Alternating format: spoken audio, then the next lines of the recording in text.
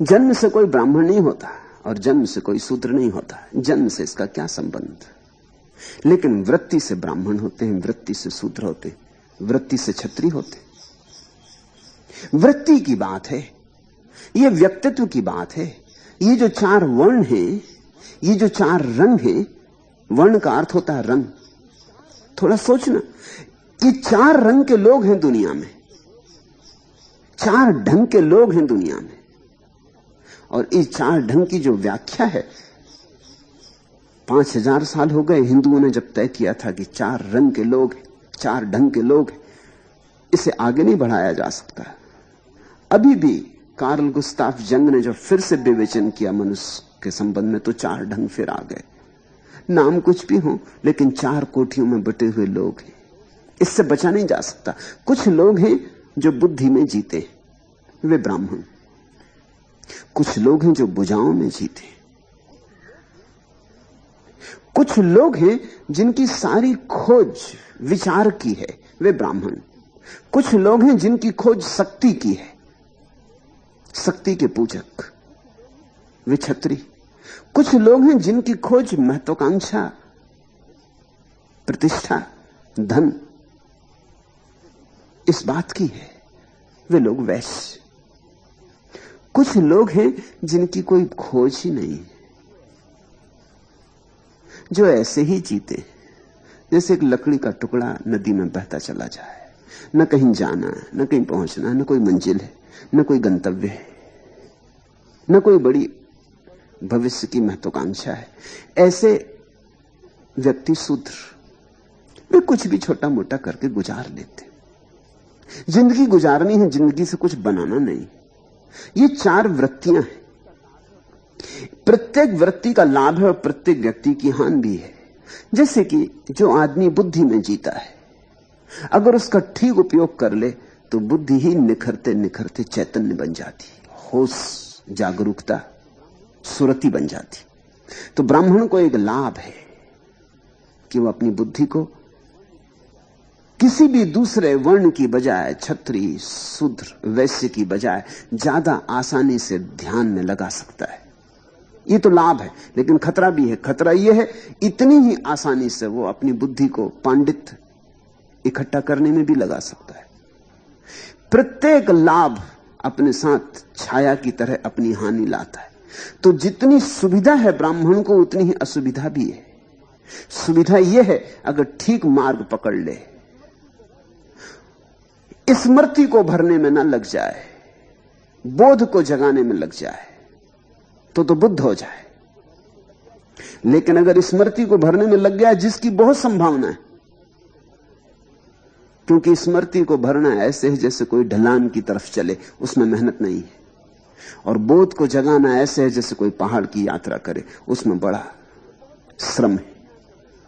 तो बहुत संभावना है 99 ब्राह्मण वृत्ति के लोग, 100 में से 99 स्मृति को भरने में लग जाएंगे, पंडित हो जाएंगे। इसलिए ब्राह्मण पंडित होकर समाप्त हो जाते। कभी कभी कोई एकाध 100 में एकाध प्रज्ञावान होता है। ऐसी ही क्षत्रिय की वृत्ति है। क्षत्रिय की वृत्ति के आदमी को एक लाभ है, उसके पास संकल्प का बल है, जूझ सकता है, जुझारू है, लड़ सकता है। दूसरे से लड़ना हो तो दूसरे से भी लड़ सकता है, और अपने से लड़ना हो तो अपने से भी लड़ सकता है। लड़ने की उसके पास कला है।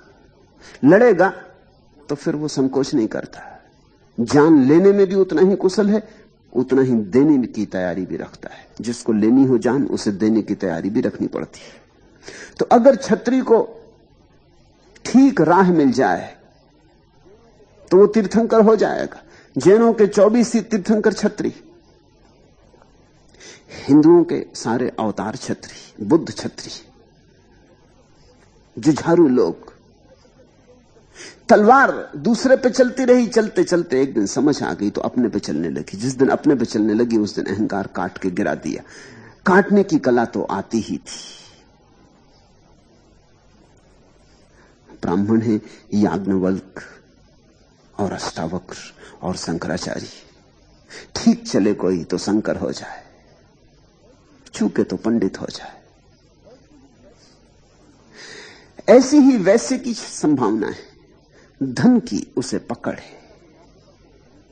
100 में 99 मौके पर तो वो धन को ही इकट्ठा करेगा और धन को ही इकट्ठा करके मर जाएगा। और लोग कहते हैं मर के फिर सांप हो जाएगा और धन पर कुंडली मार के बैठ जाएगा। मर के भी वो धन की ही रक्षा करेगा। लेकिन अगर परम धन की याद आ जाए वैश्य को, तो धन का खोजी है, धन पे सब लगा देता है, दांव सब लगा देता है।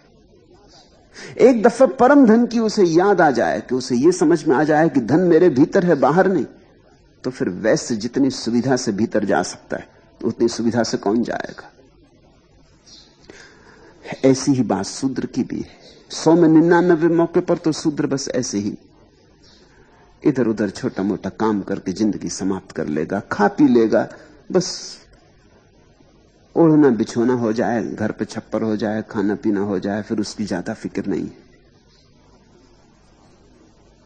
साधारणता, खाओ पियो मौज करो, न कोई जिंदगी में पाना है कुछ, न कहीं जाना है कुछ, जीवन में कोई अर्थ की तलाश नहीं। ऐसे समाप्त हो जाएंगे 100 में 99। लेकिन अगर ठीक दिशा लग जाए तो 100 में 1 लाओत्सु बन सकता है। वो 100 में 1 जो है, जो अगर इस बात को समझ ले कि जीवन में सच में ही कोई आकांक्षा नहीं, कुछ भी पाना नहीं, परम विश्राम में बैठ जाए, तो शूद्र जितनी आसानी से परम विश्राम में बैठ सकता, उतना कोई नहीं बैठ सकता। क्षत्रिय के भीतर कुछ ना कुछ चलता ही रहता, ब्राह्मण के सिर में कुछ ना कुछ चलता रहता, बनिए के हृदय में सुखबुगी लगी रहती कि धन धन पद प्रतिष्ठा यहां भी मिले, वहां भी मिले, परलोक में भी मिले, वो इंतजाम ही करता रहता है। शूद्र को एक लाभ है, उसको बहुत फिक्र नहीं, न धन की, न पद की, न शक्ति की, न ज्ञान की। क्योंकि ये कोई फिक्र नहीं है, उसकी वासना न्यून मात्र है, अति न्यून है, गिराने में देर न लगेगी। तो शूद्र जैसे गोरा या रैदास परम ज्ञान को उपलब्ध हुए।